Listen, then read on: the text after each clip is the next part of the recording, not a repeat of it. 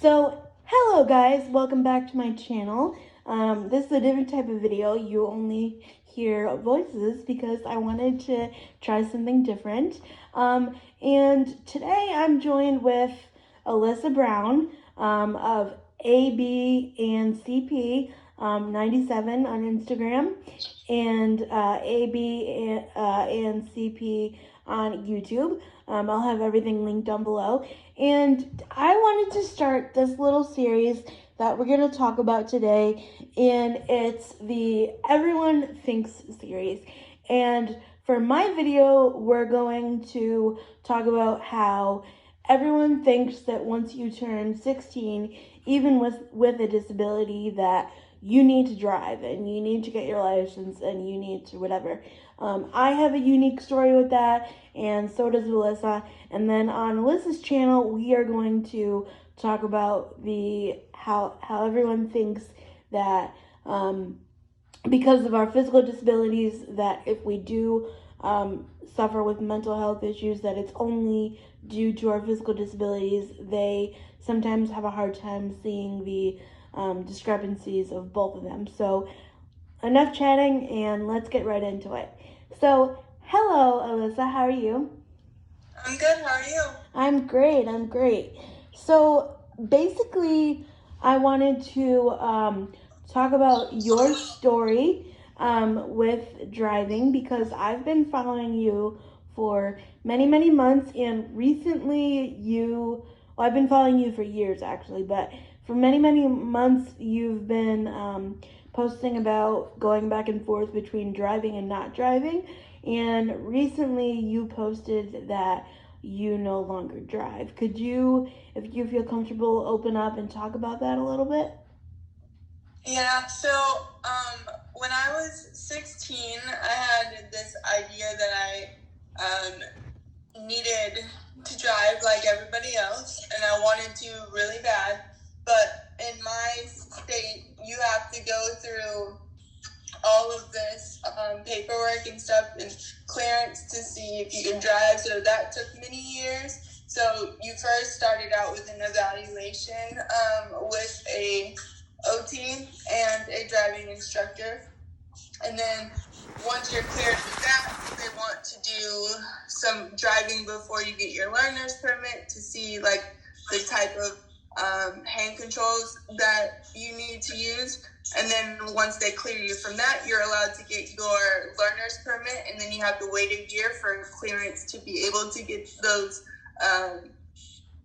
hand controls. I had to pay out of pocket for mine because of the way that like finances work. There's only a certain amount of money that they would let you have to be able to use, and there was a lot of red tape, so I was just like, I'm gonna pay for mine, whatever, which I think is another issue. And if you're allowed. And just out of curiosity, can you tell me and everyone else how much you had to pay out of pocket for those? I don't necessarily know. There were a couple times I had to make adjustments, so there was a lot of money going into that, but I think the first time was around maybe like $2,000 or $3,000. Oh wow, okay, that's a lot. But yeah, we had to pay out of pocket for those. Right. So that was the year, and then I don't know if you remember, but in the beginning also I had a surgery. I do, yes. That left me out for a while, so I had that break, and then I had the surgery, and then I was getting back into it, but my learner's permit was expiring, so I had to go retest for that. And all along I felt like I had anxiety with driving, but I wanted to prove that I could drive because everybody else had to. And what a lot of people don't understand too is there's a lot of discrimination that comes with people with disabilities being able to get the proper public transportation. So not only do we have anxiety and wanting to be like everybody else, but we have this feeling that we have to drive ourselves because nobody else is going to want to help us out. So I was dealing with that for so long, but then, like, I don't know if you deal with this too, but there's, with me, processing disorder is delayed. Yes, very much so. Yep. And then sorry, go ahead.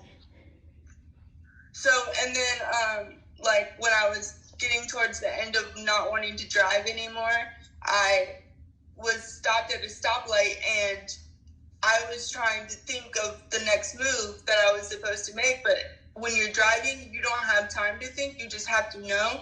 So I just sat in a gas station parking lot, and I just started crying and saying I didn't want to do this anymore. And the person I was talking to was like, you can't blame your disability on everything. And I'm like, I'm trying not to blame it on everything. Like, I'm not that type of person, but also I want to be safe about it.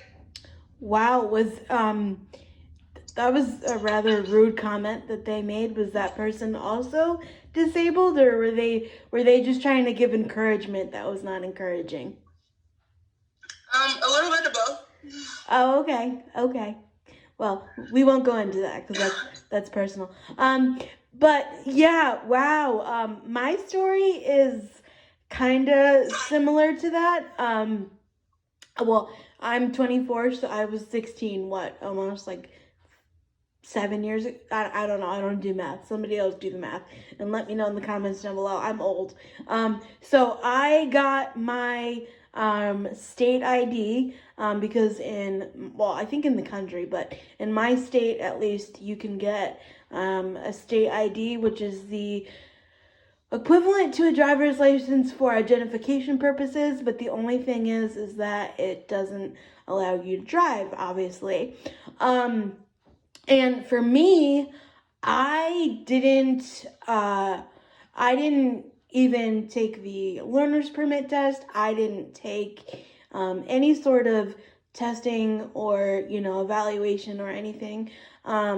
Everybody was asking me, like, I had family members, I had teachers, I had peers. They were all like, oh, are you going to drive with hand controls? Because that is one thing I will give people, is that, like, once they see something, they assume that everyone else can do it too. So, like, if they see one person driving with hand controls, they're like, oh, are you going to drive like so-and-so with your hand controls? And I'm like, no. Because for me, as well as Alyssa, or I don't know about Alyssa, but for me, I have a horrible startle reflex. So if you drop something next to me, I will jump like a mile high out of my skin. Any sort of loud noise. For a while, I was really afraid when I was younger, like child age. I was really afraid of motorcycles and police sirens and just fire engines, just for the noise and the my body just couldn't comprehend all of that. It was just way too much and overstimulation and everything. And sometimes I even still get a little nervous and jumpy around them. I'm better now, but still. And so I just always had this idea in my mind that, like, I'm not safe to be in a car behind the wheel. God forbid if I see a squirrel or something and I flinch and then, like, I run off the road, or, like, God forbid I hurt someone, like, I would never be able to live with myself. So we've had two different experiences, but the clicker is that we think that we need to drive because everybody around us is telling us that we need to drive. Where I have friends who also don't drive because of their disabilities. One of my friends is a very good Uber user. He loves Uber, and he has a driver that he uses frequently. I have a wheelchair van that my PCAs and caregivers drive me around in for certain situations. And the year's 2021, who knows?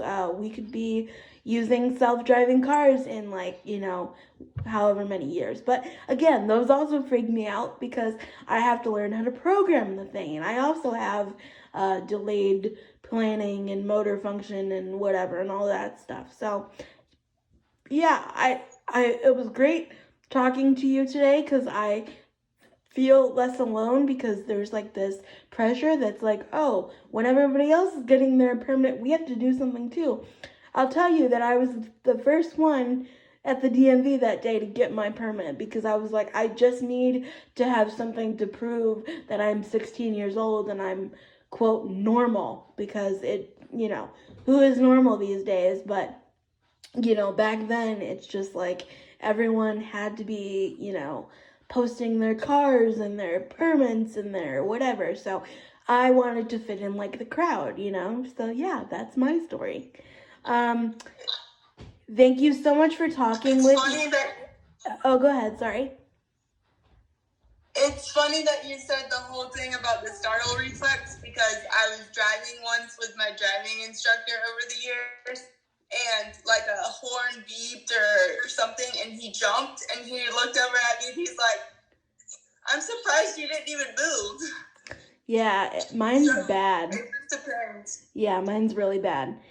But thank you so much for chatting with me. And I hope you will check out Alyssa's video on her channel. I'll link it down below. Thanks for chatting with us guys today. Bye-bye. You could say bye if you want. Bye.